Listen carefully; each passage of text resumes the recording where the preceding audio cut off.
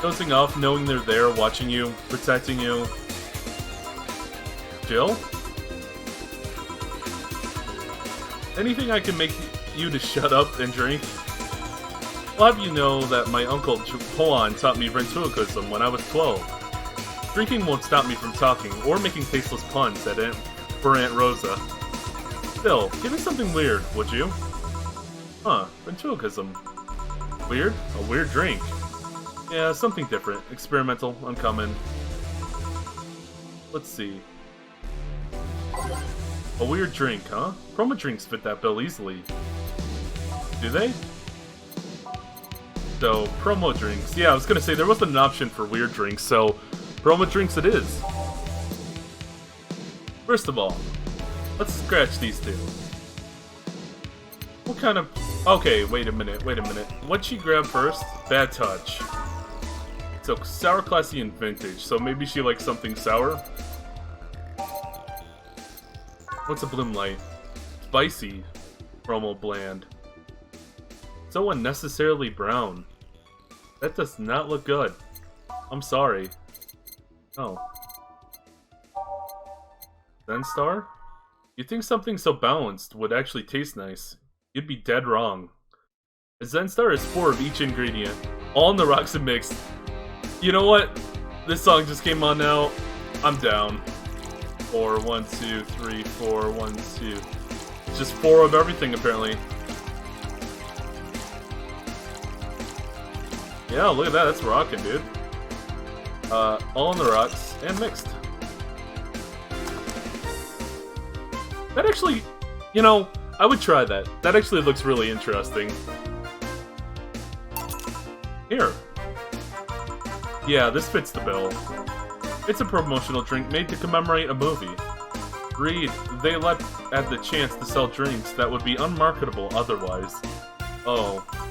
You know, your orders are weird today. They are? Yeah, usually the first thing you ask for is a Brantini, and then something like a Cobalt Velvet or something similar. Well, I sometimes feel like I need something different, you know? Something tells me part of the reason you left Damien is because he was too deep into routine. Maybe.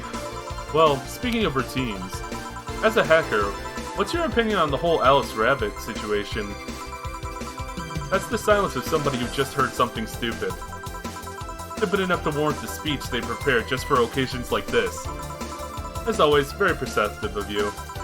You know, decades ago, there was this group of people that hacked simple sites with an agenda. Can't remember what they used to call themselves, I just remember that it was just petty vandalism.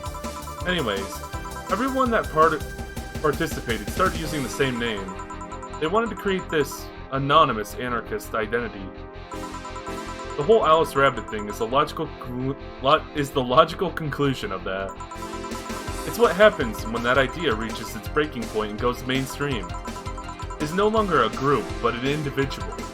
An untouchable entity watching from the shadows, monitoring and judging everything anyone does. Observing, tolerating, no one but itself. A lot of bullshit for what's essentially the pet the press made up. The antithesis of your usual boogeyman, if you must. So you don't think such a person exists? Don't know? Don't care. I mean, we have seen the actions of such an entity, but it might be anything. An individual, a group, an AI. That's not taking into account all the copycats and pranksters using the name. As Kaiki says from Monogatari series, a fake can definitely be more real than the real thing itself. So Alice Rabbit is the thing that exists, but it's also really muddied overall. There's something else that worries me, though. Which means the fakes could be doing the exact same thing that Alice Rabbit, like if there was an original Alice Rabbit, what they were doing. But they just got the idea of it, and now they're doing it. So, you know, it could be one person, and then a ton of other people were just like, hey, that sounds good. Or it could just be, you know, made up, and people are still like, hey, that's good, let's go do that. Or it could just be nobody at all. That kind of story always catches the attentions of kids and such. They start trying to hack stuff without knowing the risks or consequences. Imagine if, suddenly, a group of tweens broke into this bar and started asking for drinks. That's how it feels for me, and it's thanks to that damned Alice Rabbit thing. I see. But enough of that, there's more pressing matter at hand. There is? Yeah, you've been delaying my invitations for hanging out for far too long. Oh, that? Do you hate me that much, Jill? Does my presence make you that uncomfortable? No, At this rate, I might just crash by your apartment. That way you can't just say no. Maybe I'll also crash for the night. We could have a sleepover, braid our hair, tell stories all night, shower together. You know, you need some human warmth in that place. Your tits alone will fill my entire bathroom. Goddamn. Man, you react too nonchalantly. It's no fun. React a little bit. Let me tease you for a second. I refuse. In all seriousness, though, any particular reason you keep turning down my invitations? I mean, it's not a date. I just want to have a conversation with you outside these four walls. I'm not a morning person. I registered for a night shift precisely to avoid waking up early. The earliest I've asked you out is 10 AM, you know. That's early in the morning by my... Yeah, that's pretty early. What the hell? Come on, dude. Like, I don't even get up until like 2 or 3 PM most days. I mean, it's not that I don't want to hang out. I just don't want to wake up early. You are hopeless. Anyway, I'm gonna need another drink here. Like, say, a big Brandtini. Finally, that's the Alma I know. Big Brandtini, easy enough.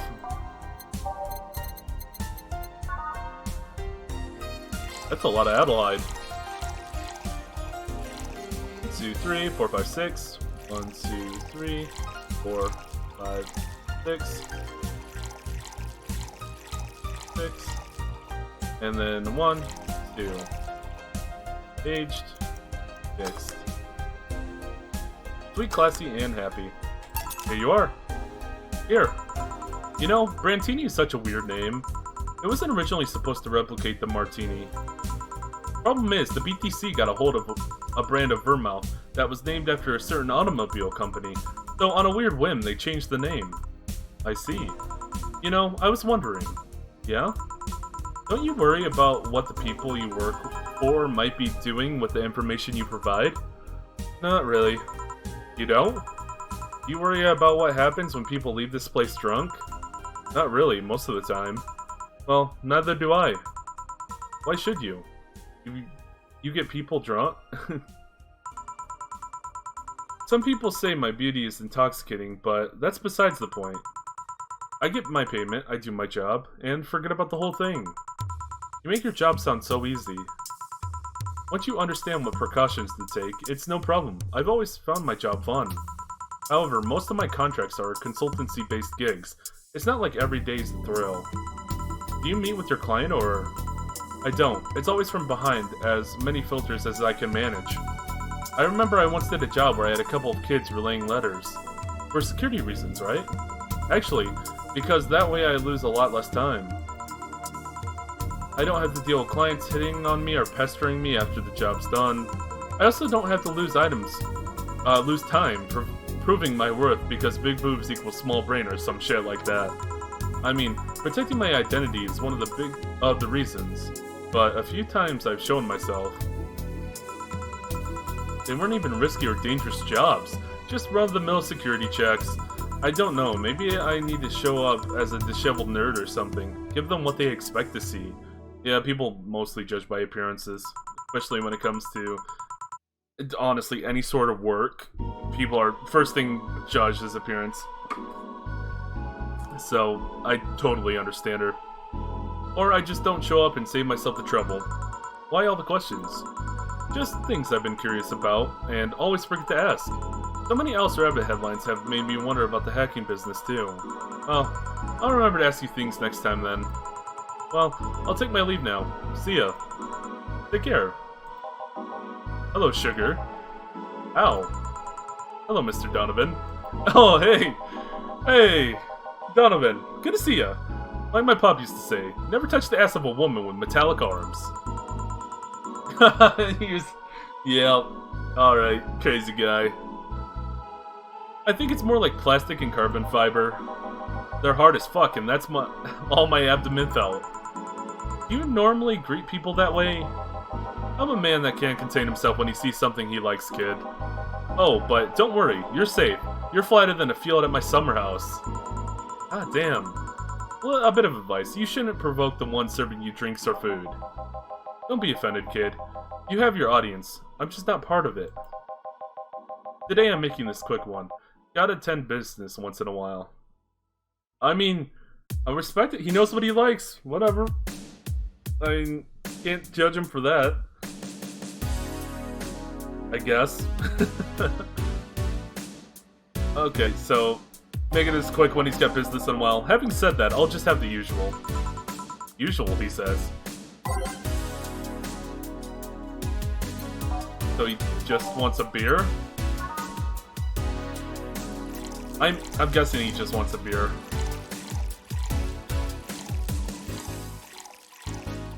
And of course I'm making it big for him. I think I did that right. 4, 4, 2, 1, 1, 2, 2, and 1, 1. And then, yeah, all mixed. Wait, what? Did I fuck up? I fucked up. What did I do? Oh, I had to put Clannerjet in there. What the hell am I doing? This is why I'm a terrible bartender.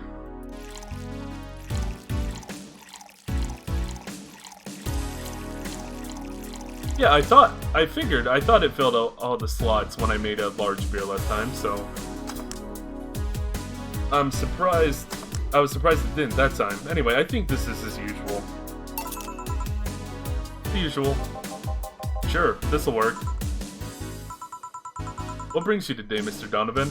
Okay, so maybe that wasn't as usual, maybe I fucked up, but hey, he said it works, so whatever. That girl I interviewed yesterday is coming again in a couple of weeks. Though I was working to clinch an exclusive interview. Did you succeed? Who the hell do you think you're talking to? I'm Donovan D. Dawson. I always get what I want. Sure, I had to blackmail the editors of other outlets, but the end result is what matters. Yeah, you know, just sent them a couple death threats, told them I was gonna burn their house with their family inside. You know, sent them, you know, I don't know, just a bunch of threatening emails or something. I see. Well, no, not emails. Those could be tracked. Wait, blackmail? You'd be surprised at the kind of stuff you find out when you get the right people drunk. Huh. Hey, the signature on that glass over there. Oh, yeah. That big-titted Lilum was here. She came yesterday before the concert, yeah. Anything juicy come out of her visit? No. Gossip-worthy? No. Tabloid-worthy? No. Come on, there has to be something. Well, her love for what she does is so honest and pure that anyone who tries to ruin it should be ashamed. Oh, don't give me that shit. Throw me a bone here. Anything. I've got nothing. Everyone has a price. How much for you to spill the beans? I'm serious here. She said nothing that could be used against her or that you didn't already know. Fine. Hey, kid, do you think Lilum have nipples? Excuse me? I mean, I've seen a couple of pornos where they have them, but they could be modded, you know? So, yesterday, while interviewing, the singer Lilum chick kept wondering if those tits had nipples. I mean, I'd be fine without them, but the curiosity is killing me. I kinda wanna know now, too. But I'm even more curious about the engineers that designed them. Can you picture a room full of people discussing whether or not the tits on the Lilum look good? A bunch of guys and a lesbo engineer wondering if the latest model's vagina is good enough. Man, God bless those sons of bitches. Oh man, I love talking to this guy, I really do. Any interesting preview of tomorrow's news? You expect me to share my information when you wouldn't share your scoop on the singer? How can one share when there's honestly nothing to share? Uh-huh. I'm gonna be a good citizen today and let this one pass. Have you heard of a group called the Harbingers? No, not really. There's some group wanting to overthrow the White Knights. I read their manifesto in the bathroom once. Interesting piece, and even better makeshift toilet paper. They talk about how the organization is corrupt, full of mob bosses and something like that. I think I heard about that somewhere. What of them? They sent a message to some outlets saying they have proof of their claims. That they're gonna release it to the public tomorrow. Oh, that'd be interesting to see. I think. I know, right? Alright, kid. Give me a bleeding Jane so I can call it a day. Sure. That's a bleeding Jane. That's a change of pace. Sure. I don't know what the fucking bleeding Jane is. Is this like a Bloody Mary? Say the name of this drink 3 times in front of a mirror and you'll look like a fool. Yeah, I can see that. That's a Bronson. 2, 3 powder deltas.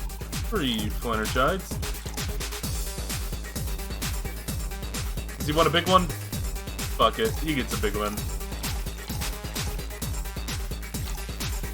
And one more. All blended. Blended. Okay. It's sobering. So it is Bloody Mary, basically. For the most part. Sure, here you go. Here. Simple enough for you, I see. So, I've heard this is Donna Zane's bar. Is it true? Yeah. Never thought I'd hear about the undefeated of the West again. More so after that incident with the bears. Where is she? She's out running some... bears? Yeah, I was gonna say, what? 6 years ago, a cash-strapped Dana Zane entered an underground ring for money. Faced 10 enraged grizzly bears, she beat them all without killing them. I heard she set them free afterward too. And you were there? I was drunk and bored, what can I say? You know if she lost her arm there? Can't remember, too drunk. Maybe she had her prosthetic then too. I heard someone there suggest she lost it after throwing a baseball out of some stadium. Threw it so hard her arm fell off. But that sounds more like an unsubstantiated rumor. To be fair, everything I've heard about her sounds kind of like an unsubstantiated rumor. Or like something she made up. Well, I gotta go. Next time you see Donna, let her know, thank her for winning me my second yacht. I knew betting on her was the right choice. Please, come again. Yeah. You don't need to say that, he'll be back. He'll always be back. He loves this place too much. Or maybe I just enjoy talking to him too much. He's a fun guy. He really is. Well, there's the break time. Speaking of break, go get myself some water.